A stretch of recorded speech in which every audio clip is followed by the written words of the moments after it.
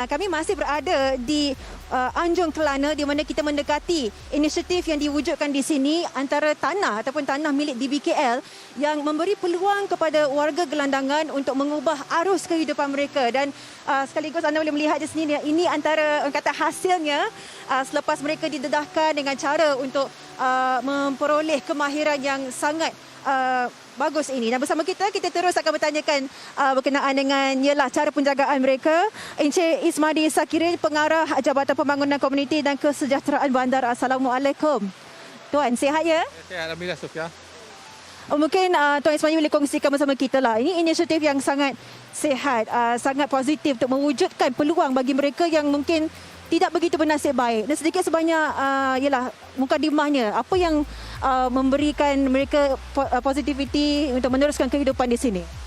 So, kita bagi pihak Kementerian Wilayah dan juga Dewan Bandar Kuala Lumpur, kita melakukan inisiatif ini bagi membantu ataupun menyelamatkan rakan-rakan jalanan kita ataupun kelompok gelandangan bagi menyelamatkan mereka sewaktu pandemik COVID-19 yang lalu. So, kita telah kumpulkan mereka di sini dan kemudiannya kita telah mengaturkanlah beberapa program ataupun aktiviti bagi membantu mereka meningkatkan ataupun kita menukar dia punya sikap mereka daripada yang lama kepada yang barulah.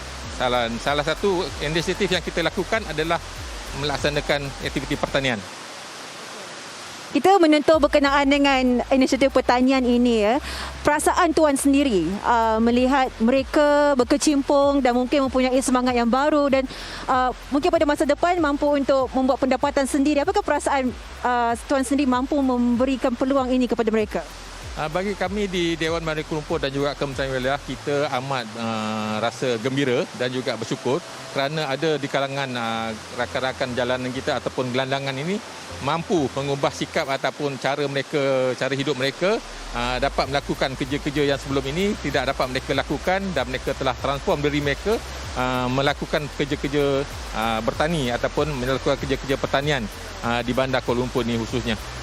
Kebun di tengah-tengah kota. Saya lihat di sini ada tanaman jagung. Apakah lagi antara tanaman-tanaman yang berjaya diwujudkan di kawasan ini? Selain daripada jagung ataupun beberapa tanaman sayuran yang kita nampak dalam ataupun di sekitar bangunan Anjung Kelana ini, kita juga ada menanam beberapa sayuran yang lain di luar ataupun kita khususkan di kawasan sebelah luar di bawah rentis TMB. Kita ada menanam cili, terung, timun, tembikai dan sebagainya lah. Kita menanam sayuran yang jenis berdaun dan juga berbuah lah. Itu yang kita tanam di sini lah. Dan adakah hasil jualan tuaian ini menjadi 100% pendapatan mereka yang ialah warga yang menetap di sini atau bagaimana? Sebahagian daripada hasil jualan aktiviti pertanian ini kita bahagikan juga kepada para peserta atau penghuni di Anjung Kelana ini dan sebahagian kita berikanlah kepada pihak NGO yang menjirakan strategi kita. Untuk aktiviti ini kita juga ada NGO ataupun rakan strategi kita yang membantu aktiviti di sini seperti Persatuan Kebajikan Asnaf Gelandangan Kuala Lumpur dan Selangor yang sama-sama membantu melaksanakan program ataupun aktiviti pertanian bandar ini. Antara objektif yang kita faham ya untuk mewujudkan tenaga kerja yang barangkali boleh keluar untuk mencari pekerjaan di syarikat swasta dan sebagainya barangkali. Tetapi apakah antara kekangan yang dihadapi oleh mereka yang ingin bangkit semula pada ketika ini? Adakah mereka dapat peluang yang sama rata untuk mencari pekerjaan ataupun tidak pada ketika ini? Kita pihak DBKL dan juga Kementerian Wilayah dan juga rakan-rakan strategi kita memberi peluang kepada mereka untuk sama-sama mengubah ataupun transform diri mereka daripada yang sedia ada kepada yang baru. Tetapi kita juga mengharapkan pihak-pihak yang luar ataupun majikan-majikan yang ingin mengambil mereka supaya membuka dada, dapat menerimalah gelandangan ini seperti mana pekerja-pekerja ataupun yang lainlah. Sebab mereka kita tahu latar belakang mereka supaya mereka dapat menerimalah perubahan yang telah kita laksanakan ke atas gelandangan-gelandangan yang telah kita transform di sini. Dan macam semalam pun kita telah mengadakan perbincangan buah syarikat untuk mengambil gelandangan di sini sebagai pekerja untuk aktiviti pertanian juga. Saya pasti ini adalah satu peluang keemasan bagi mereka yang kita tidak tahu apakah kisah mereka pada silamnya, tetapi hakikatnya ada masa depan di sini. Dan melihat mungkin pada ketika ini ada beberapa artikel mengatakan ramai ataupun peratusan gelandangan di Kuala Lumpur ni akan meningkat. Jadi apakah kata perancangan pada masa depan untuk kita sama-sama memastikan walaupun naik tetapi mereka boleh pastinya mengubah arus kehidupan mereka ke arah yang lebih baik selepas ini. Ada perancangan yang lebih meluas lagi, Tuan?